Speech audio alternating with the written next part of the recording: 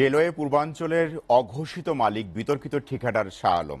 রেলের জমিতে market, restaurant, hotel, বাগানবাড়ি সহ ছোট বড় বিভিন্ন স্থাপনা গড়ে তুলেছেন অদৃশ্য ক্ষমতা বলে। ট্রেন পরিচালনা থেকে শুরু করে আউটসোর্সিং এর নামে জনবল সরবরাহ, যন্ত্রাংশ সরবরাহ, স্ক্র্যাপ ক্রয়, অবকাঠামো নির্মাণ কিংবা সংস্কার সবই তার দখলে। এসব নিয়ে শাহ আলমের বক্তব্য পাওয়া না গেলেও তার পক্ষে অবস্থান নেন রেলওয়ে পূর্বাঞ্চলের জিএম নাজমুল ইসলাম। এমন ঘটনাকে নজিরবিহীন বলছেন বিশ্লেষকরা। অমিত দাসের ক্যামেরায় সোহাগ কুমার বিশ্বাসের প্রতিবেদন।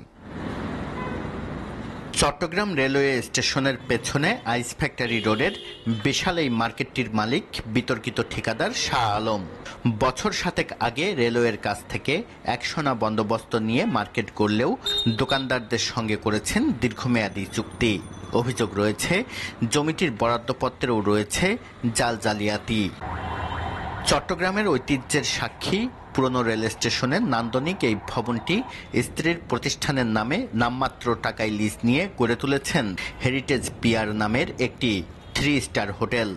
বিশাল পার্কিং সহ স্টেশনের অন্যান্য অবকাঠামো ব্যবহার করছেন ফ্রি। নতুন রেল স্টেশনের 2য় তলায় ওশানওয়ে নামের হোটেল ও রেস্টুরেন্টের মালিকও তিনি।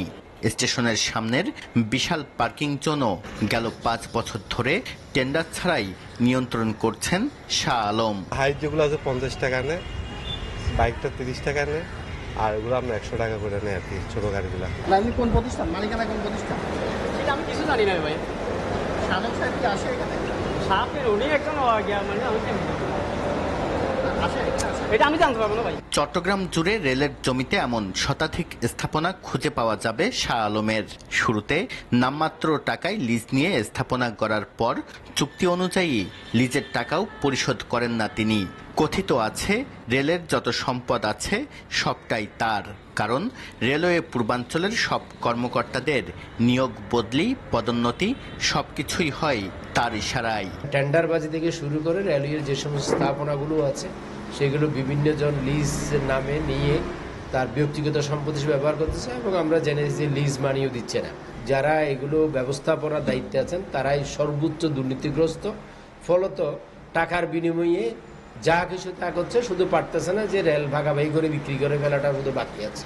বিষয়টি নিয়ে বক্তব্য জানতে একাধিকবার শাহ আলমের অফিসে গেলেও এসএটিভির সঙ্গে দেখা করেননি তিনি, কারণ খোদ রেলের জিএমই আছেন তার পক্ষে সাফাই গাইতে।